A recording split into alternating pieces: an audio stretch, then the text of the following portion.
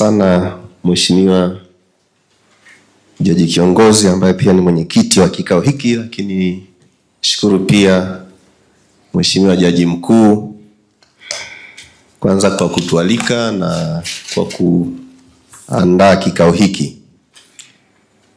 Lakini pia niendelee kumshukuru Mheshimiwa Jaji Mkuu kwa hotuba yake ile ya ufunguzi ambayo amegusia masuala muhimu ya kiuchumi ambayo pia sisi tunasimamia, na tunaamini kabisa kwamba ili mkakati huu wa timely justice for all utaongeza chachu na matumaini katika ukuaji wa uchumi, ili kila mmoja aweze kutekeleza majukumu yake kwa kasi inayotakiwa hadi tufikie uchumi wa trilioni 1 ifikapo mwaka 2050.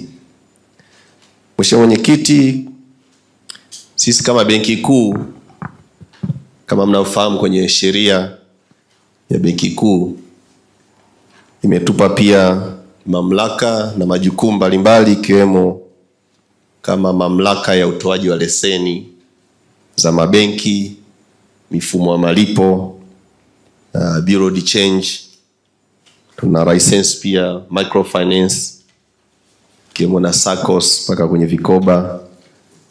Lakini kuna simamia pia masoko ya fedha kwa kuissue government securities kwa maana treasury bills na treasury bond, na simamia akiba ya fedha za kigeni na dhahabu. Kwa utakuta maeneo karibu yote hayo yanahusu mambo ya fedha. Kwa tunaenda paka kwenye usimamizi sasa wa sera ya fedha, ambapo pia tunachapisha fedha na kuzisambaza. Lakini tunaenda paka kwenye tunasimamia eneo la social securities kwenye investments, na kwa pia ni benki ya mabenki, nasimamia masuala financial inclusion, financial stability, consumer protection. Sasa utakuta maeneo yote hayo yanagusa fedha, na huko kwenye fedha ndo kama shetani sio alijichimbia huko, alizaliwa huko na nahisi anaishi huko. Mara nyingi pamekuwa ni maeneo yanaibua migogoro mingine ya makusudi ili watu wapate upenyo wa kujinufaisha. Kwa kufanya hivyo ndipo wanapodhulumu haki za wenzao na kuwakandamiza wengine.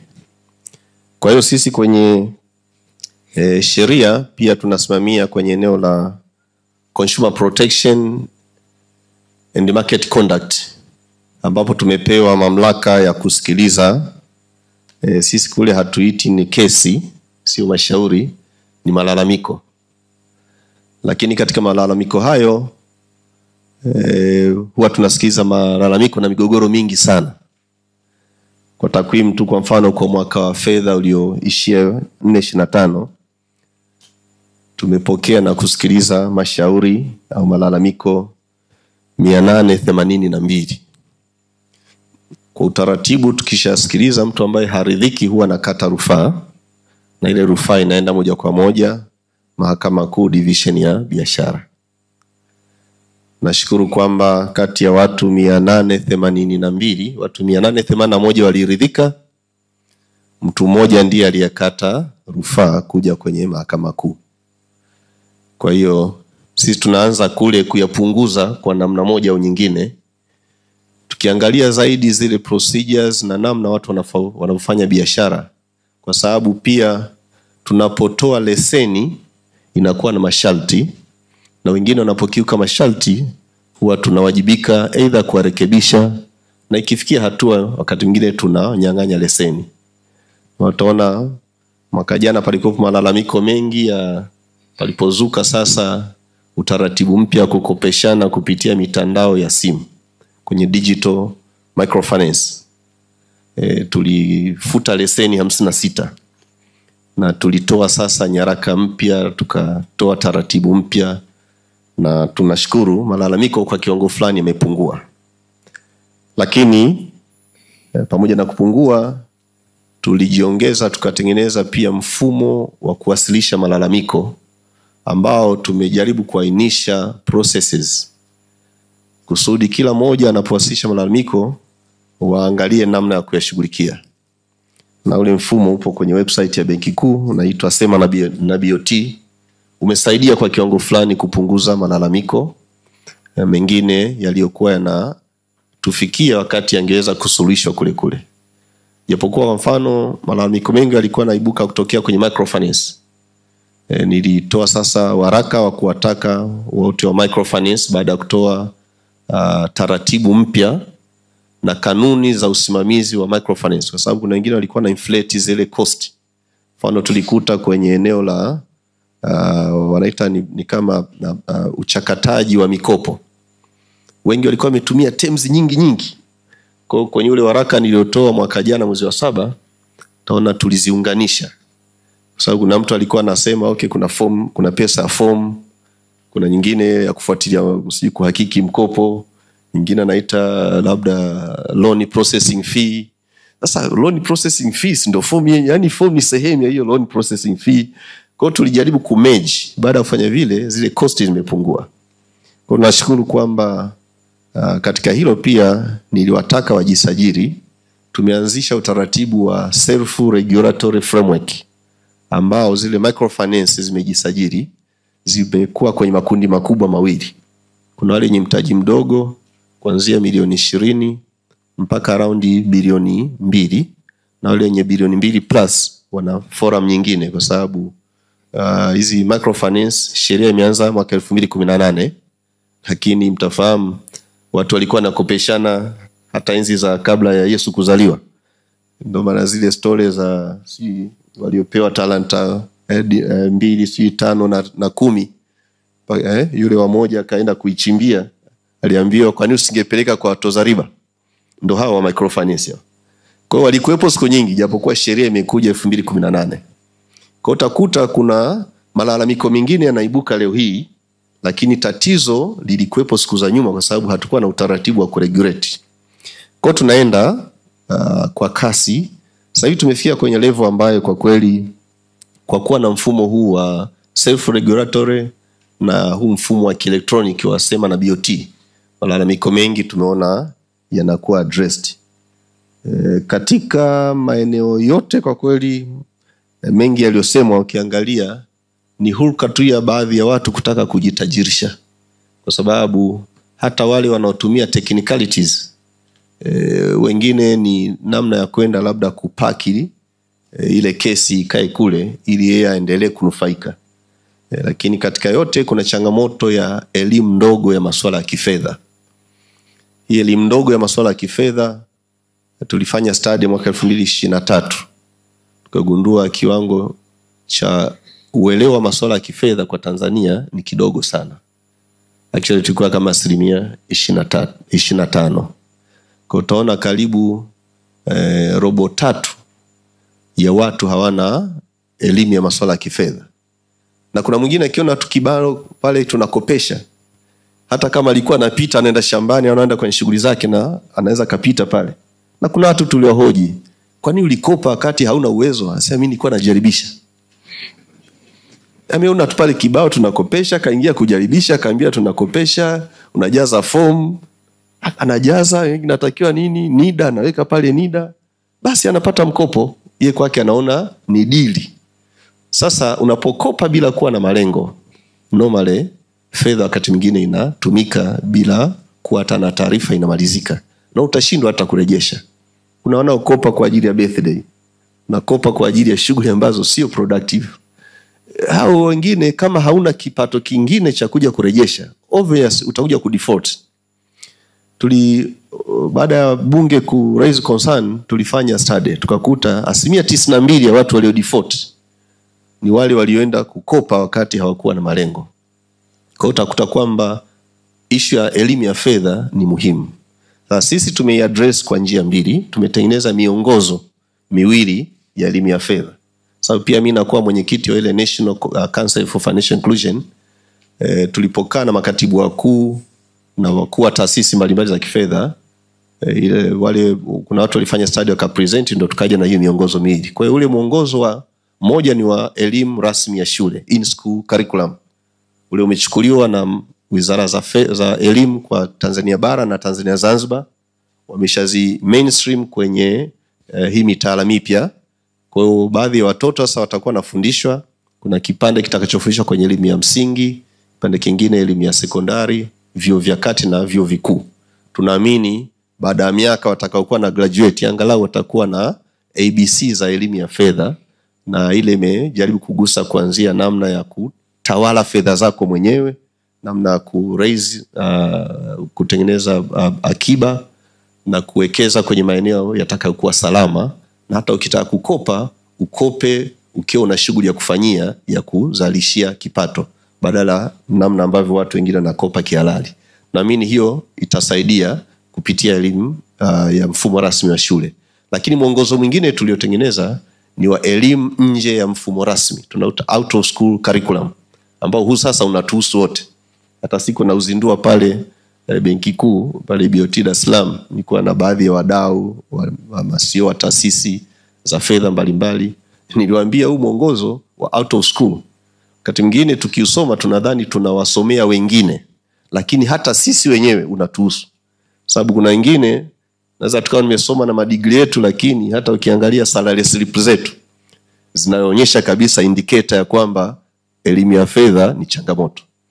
Na watu wako maofisini lakini ndio wakopaji wakubwa kwenye microfinance, ndio wakopaji wakubwa kwenye hiyo mikopo inaitwa kausha damu, si mikopo umiza na majina mengine. Na nakumbuka hata mwaka 2008 wakati tunajadiliana na utumishi kuweka ile capping ya 1/3, palikuwa ni sababu ya abuses zilizotokea kwa watumishi wa umma. Kuna watu walikuwa wanapokea mshahara mpaka shilingi 0 na bado mtu anakuwa na madai mengine. Kuna watu walikuwa wameweka kadi za benki kwenye baadhi ya wakopeshaji. Ndio tukajadiliana, kwa sababu wakati hiyo nilikuwa assistant commissioner nasimamia matumizi ya serikali, tukakubaliana kwamba hebu tuweke capping, at least mtu abaki na 1/3, kwa sababu obligation ya kutunza familia pia ni sehemu ya jukumu la msingi la huyo mfanyakazi. Sasa hiyo bado tunaendelea nayo. Tunaamini kwenye hii out of school curriculum inatuhusu wote. Hata nyie nitoe rai kwa mahakama, pale mtakapopata nafasi mtualike watu waje wapitishe angalau kupata ABC, ili watu wawe na uhuru na uwezo wa kutawala fedha zao wenyewe. Sababu studies zinaonyesha usipokuwa na elimu ya fedha, 60% ya fedha zako zitamalizika bila wewe mwenyewe kujijua. 40% ndio utabaki unajibarabana, utashangaa ndizo umebaki nazo, 60 zimeshapotea. Na hili inaweza ikachangia hata kutofikia malengo ya dira ya taifa. Lakini tunatumia wadau mbalimbali kuwezesha hiyo elimu ya fedha iwafikie watu wote ifikapo 2028. Mheshimiwa Mwenyekiti, samani naweza nikaonekana kama natumia muda mrefu, lakini nilikuwa napenda pia kurespondi baadhi ya issues zilizokuwa raised. Kwenye hili la baadhi ya kuna kesi nyingine zimekuwa zikichukua muda mrefu. Nilichukua jukumu la msingi la kuunda timu fulani baada ya kugundua palikopo mashauri mengine yalikuwa yamebaki huko hayajawasilishwa mahakamani. Kwa nikafanya kuna timu watu nakaa, tumekuwa tukikaa quarterly, na chia vile vikao, lakini tutakuwa na DCI, kuwa na DPP, na kuwepo watu wa PCCB, ozi na TIS na wadau wengine kwa kadri tunavyoona complexity ya zile kesi. Sababu kuna nyingine unaweza kukuta ni mtu anataka kutumia upenyo fulani, na kuna nyingine hata zilikuwa zinavuka mipaka ya nchi. Lakini kwenye vile vikao tunashukuru kwamba tumeweza kufacilitate kesi zilizokuwa hazijakamilika uchunguzi. Kwa mwaka jana kwa mfano, tumegharamia na kukamilisha uchunguzi wa majalada 168 yaliyokuwa yamekuwa packed kwenye ngazi fulani za uchunguzi. Tumezigharamia sisi kwa sababu tunaona tunataka kurescue fedha za mabenki, lakini wakati huo tunataka kuhakikisha kwamba kama kesi ili ripotiwa inafanywa uchunguzi ifike mwisho, ili hatimaye haki iweze kutendeka. Kwa sisi wakati huo tunasupporti kauli aliyosema Mheshimiwa Jaji Mkuu ya timely justice for all. Ndio maana tukafacilitate, na haya mashauri tunashukuru yaliwasilishwa kati yao 75 na taarifa imemalizika, mengine yanaendelea kwenye hatua mbalimbali za kusikilizwa. Tunaamini yakikamilika yataweza kuwezesha zile fedha zirudi kwenye mzunguko. Mheshimiwa Mwenyekiti, kuna changamoto ya tuseme kama uelewa, sababu hizi taasisi za kifedha kuna complexities ya processes fulani. Sisi kama regulator tunasimamiwa na conduct za kimataifa. Uendeshaji wa mabenki duniani kuna taasisi zinazosimamia. Kuna taasisi mfano ni Bank of International Settlement, iko Basel, mji wa Basel pale Switzerland, na huwa tunakuwa na vikao vya magavana, tunakutana pale kila mwezi wa 6 mwishoni. Tunajaribu kupitia baadhi ya issues, naangalia hii issue, je, ni halali iendelee kwenye soko au si iendelee. Kama sasa hivi tunatumia Basel 2, Basel 3 conduct, ambazo benki zote hasa duniani ndio wanatakiwa kucomply. Kwa nakuta kuna baadhi ya vitu inawezekana vikawa vinabadilika, na tunapokuwa tuna issue ile miongozo, nadhani ni vizuri tukapata fursa kama kuna mabadiliko tukawa tunapitisha, ili hata mnapoenda kusimamia mfahamu kidunia hizo kesi zikoje au taratibu zile zikoje. Sasa hii inaweza kugusa kwenye maeneo ya mabenki, lakini kwenye upande hata wa bureau de change, kwenye upande wa mifumo ya malipo, sababu uko napo sasa hivi kienda M-Pesa, Airtel Money nini, kutunda zile license na kusimamia uendeshaji wake. Lakini kule kuna technicalities nyingi. Unaweza kaambiwa fedha imeibiwa kwenye cloud. Sasa una watu sasa hivi unatumia cloud computing, data zinatunzwa huko. Sasa zile evidence wakati mwingine mtu anaweza kaleta ka message tu, usipoikubali hiyo tayari ndio message yenyewe.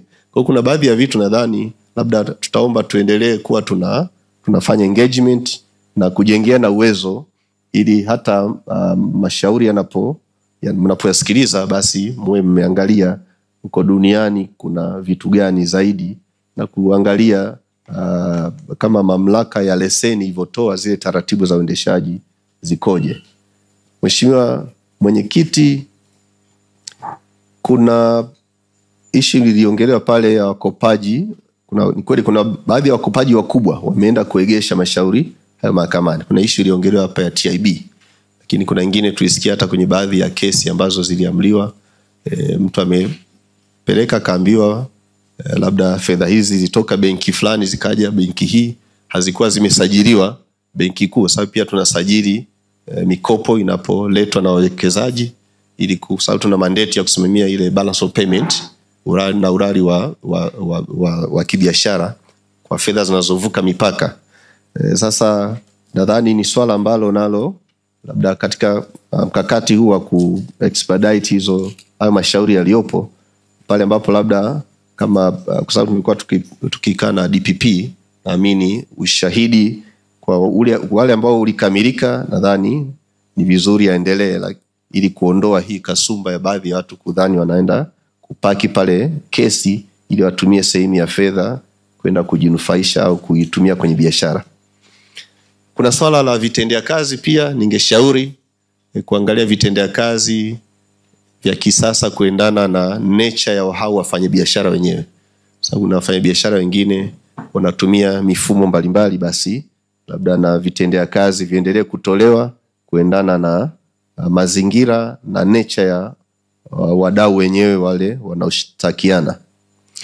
Mheshimiwa Mwenyekiti, kuna hili la madalali. Hili la madalali pamekuwepo changamoto, na nakumbuka mwaka jana pia tulitoa maelekezo kwa benki zote kwamba kwanza mtu au benki au dalali asiuze mali chini ya bei ya soko au thamani ya soko. Kwa tumetaka kabla hata ya kupiga mnada ile mali wawe angalau wamefanya valuation iwe haijavuka miezi 12, ili kupata ile angalau thamani halisi ya kwenye soko.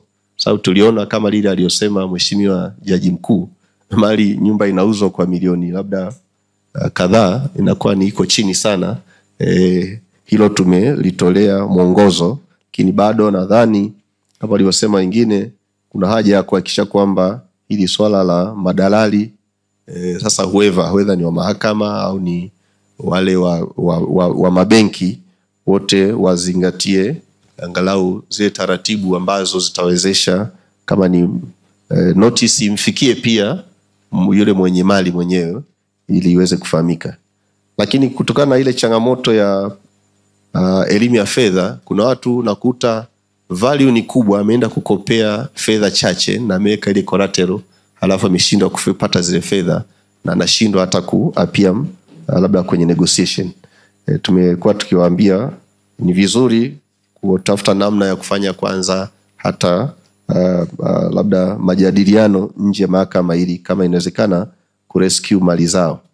Lakini kuna swala hili la watumishi wa mabenki kukiuka taratibu. Sasa hivi tumefungua tunaita ni black book kwa ajili ya ku take stock ya matukio, na pale kwa sababu pia wale ambao wanakuwa wamekiuka tunaweza tukawazuia na kuwapa kama tuseme katazo la kufanya kazi kwenye sekta ya fedha. Hiyo tumepewa mamlaka ya kisheria. Kwa hiyo tumeanzisha hiyo kwenye black book. Kuna watu ambao mwanzoni alikuwa anaweza kashiriki kwenye uhalifu wa benki moja alafu akahamia benki nyingine. Na sasa hivi tumetaka viongozi wote mabenki kwa wale kwenye nafasi za uongozi, kabla mtu hajapata au hajateuliwa, wao wanakuja kuangalia kwenye black book kama huyo mtu ana matukio. Na kwa kufanya hivyo tunaamini hiyo hali itapungua, na kwa sababu hiyo mpaka sasa tumeshaona, ndio maana hata juzi wakati natangaza mwelekeo wa hali ya uchumi kwa robo ya 4, naona tumesema mikopo chechefu imepungua sasa, angalau tumefikia 3.3 kutoka tulipokuwa mwaka juzi 8%. Hii yote ni kutokana na usimamizi na udhibiti ambao tunaona angalau unaanza kuleta mwelekeo mzuri. Lakini kwa ili kudhibiti migogoro inayosababishwa sasa aidha na madalali au watumishi wa benki ambao baada ya kupiga minada inaibua sasa kesi nyingine mpya. Kwa sasa tumewataka wale watumishi wanaofanya kazi kwenye idara za mikopo wapate elimu ya namna kuhandle mikopo kupitia chuo chetu cha Benki Kuu pale Mwanza. Pale kwa sababu pia tuna mandate ya kufanya certification ya watu wanaotoa elimu ya fedha ili wasilete upotoshaji. Tumewataka na tunashukuru wengi wamekuwa wakipata elimu, kwa sababu kuna session nyingine tunazihamishia Dar es Salaam wanakuwa wanajisajili. Kwa kufanya hivyo naamini huko mbele ya safari italeta ahueni kudhibiti ile migogoro mipya inayoibuka kutokana na mishandling ya minada. Mheshimiwa Mwenyekiti, kuna changamoto ya wakopaji wengine wanaenda kukopa bila kuwa na collateral, ambalo sasa hii inakuwa ni tatizo la wakopeshaji, kwa sababu ili amkopeshe mtu kuna taratibu ambazo mtu lawe anatakiwa kuwa amekidhi. Kwa hili tunaendelea kulidhibiti, na pale ambapo tunabaini watu tunachukua hatua. Lakini niendelee kuomba pale ambapo labda itakuwa imejitokeza basi mchukue hatua kwa kadri itakavyowezekana, sababu mtu akitoa mkopo bila kuwa mtu kama alikuwa haqualify, tayari huyu aliyetoa mkopo naye anakosa. Na tumeona kuna wengine wamekuwa akienda kuchukua mikopo kwenye taasisi hata ambazo hazina leseni. Kuna moja tulimkamata Morogoro, alikuwa ameshakopa kwenye taasisi 6. Yeye alikuwa anatafuta zile ambazo hazijawa registered. Akishakopa akienda kumdai anawaambia nitawashtaki BOT, kwanza nyinyi hamna leseni. Wanatulia. Lakini tulipata taarifa naye tukamchukulia hatua, sababu palikuwa sasa tulimpeleka kwenye vyombo akachukulia hatua, sababu ile ni wizi sasa, ikawa ni kesi ya jinai, sababu alikuwa ni wizi wa makusudi. Kwa hiyo nadhani kuna hiyo changamoto ambayo watu wanakopa bila kuwa na dhamana. Mheshimiwa, kuna swala la kuwajibisha. Ningependa kushauri pia kuendelea kuwajibisha watumishi wasiokuwa waadilifu kwenye baadhi ya maeneo. Hili liko pote, hata sisi kule tunachukulia hatua, kwenye mabenki wamekuwa wakichukua hatua, na hata kama wapo huku basi wakibainika wachukuliwe hatua. Nilikuwa na ushauri pia tuangalie namna ya kutumia baadhi ya mifumo ya kielektroniki katika kubaini watu wanaojirudia kushtaki au kushtakiwa, ili kiwezekana waweze kuwajibishwa kwa mujibu wa sheria. Lakini mifumo hiyo pia inaweza kutusaidia kupunguza hata workload, kwa sababu tumeona sisi kwenye ile yasema na BOT, baada ya kuweka baadhi ya processes zote kule, kuna mtu akipitia mwenyewe anajiona alikuwa nakosa mwenyewe, basi anaishia huko huko. Kwa hiyo nafikiri baadhi ya vitu vinaweza vikatusaidia kwa utaratibu kama huo.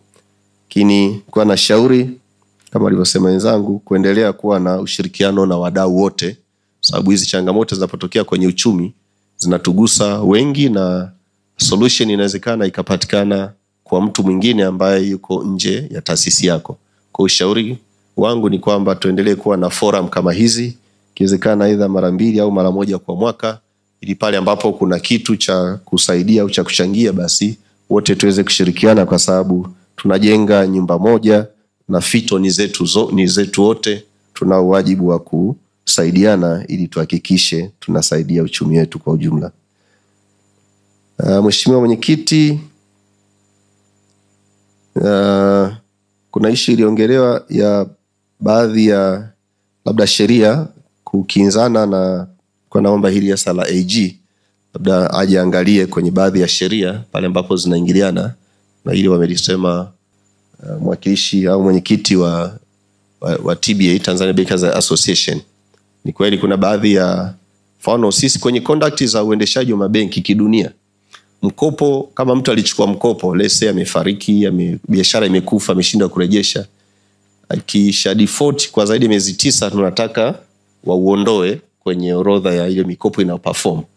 Sababu akisha default mara kwanza patakuwepo sio na interest, kiendelea ku default na kuna stage tunaambia aiondoe kwenye hesabu ili aendelee kupambana sasa wakati anawafuatilia. Sasa unakuta pale mfano TRA wanaendelea kudai kwamba ule ni fedha ile. Sasa ile kimsingi sio fedha.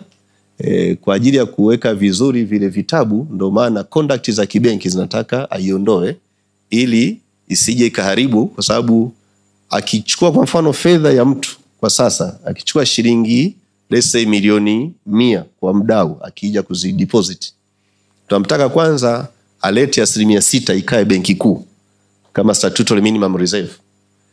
Lakini yeye kule tunamtaka abaki na 20%, na maana atabaki labda milioni 20 in case yule mtu akitaka kudraw siku yote asije akakwama. Hata akikwama anaweza kaja kuchukua zile zilizoko benki kuu. Manake pale karibu 74% ndizo anaweza akawakopesha watu wengine, sababu ndio biashara yao.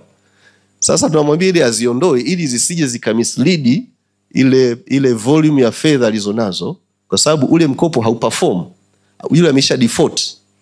Sasa ukisema ile ni sehemu ya fedha, kimsingi sio kweli, kwa sababu zile ameshazitoa kwenye hesabu, japokuwa hawezi akakwepa kodi, kwa sababu yule siku akilipa ataonyesha kwenye hesabu zake. Na hii banking industry iko highly regulated. Ndio maana sisi kwa mfano kila siku saa 3 mpaka saa 5 asubuhi tuna take stock ya hali ya uchumi kwa nchi. Tutacheki balance zao za siku iliyopita kwa kila benki, tunazifanyia kazi. Kwa hiyo hakuna namna ambavyo atakwepa. Lakini ni swala ambalo sasa, kwa sababu sheria huku imesema sisi tutaregulate, tutatoa, na tukishasema okay hizi fedha utaziondoa, ikija huyo anasema hapana, mimi nina wajibu wa kukusanya kodi hizi, lazima uzilipie kodi. Kwa ni kitu ambacho nadhani labda kupitia kwa mwanasheria mkuu wa serikali unaweza kacheki baadhi ya sheria ambazo aidha baadhi ya taasisi za umma zina vitu vinavyokinzana, ili vitusaidie kuwe na sheria ambazo zote zina support operations za biashara, ili hatimaye tuweze kuimarisha uchumi wetu na kufikia hiyo dola trilioni 1 ifikapo 2050. Kwenye lile aliyokuwa amesema mheshimiwa Jaji Rose, naona kwa sababu aliondoka, lakini kwenye taratibu za kibenki mtu anaweza kakopa kama ana collateral, anaweza ana qualify kukopa. Kwa hiyo inawezekana utamuona ameenda kukopa leo kwa kutumia nyumba yake ya kuishi kwenye benki A, akaqualify kwenda kununua nyumba iliyokuwa inauzwa kwenye mnada hata na benki nyingine. Kwa hiyo ni taratibu ambazo zinawezekana. Cha msingi kwamba pale kama ameenda kununua ile collateral ilikuwa imeuzwa kihalali, pale sasa inakuja swala la processes za uuzaji. Lakini kwenye process za ukopaji, sababu hajalalamikiwa na benki iliyompatia mkopo, manake utaratibu wa kumkopesha ulikuwa umekidhi vigezo. Sababu kuna watu anaweza kafanya hivyo anakuwa na assets nyingi. Basi nilikuwa naomba kuishia hapo. Ninaomba niwashukuru nyote kwa kunisikiliza pia. Asanteni.